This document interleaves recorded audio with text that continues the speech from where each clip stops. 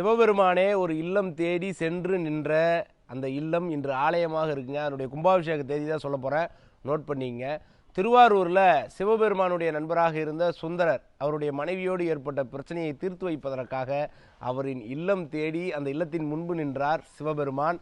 அது இன்று பறவை நாச்சியார் உடனுரை சுந்தரமூர்த்தி சுவாமிகள் ஆலயமாக இருக்குங்க.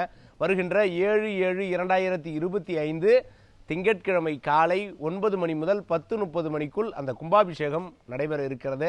திருவாரூர் பெரிய கோவிலினுடைய தெற்கு கோபுரத்துக்கு வெளியே திருமஞ்சன வீதியில தான் அந்த ஆலயம் அமைந்திருக்கு. சைவத்தின் பூங்கோவில் என்று அழைக்கப்படுவது திருவாரூர். பெரிய புராணத்திற்கு அடிப்படையாக இருந்த திருத்தொண்ட தொகை உருவான இடமாகவும் இருப்பது திருவாரூர். சுந்தரருக்கு சிவபெருமான் தில்லைவாழ் அந்தனர்தம் அடியாருக்கு அடியேன் என்று அடியெடுத்து கொடுத்த ஊரும் திருவாரூர்.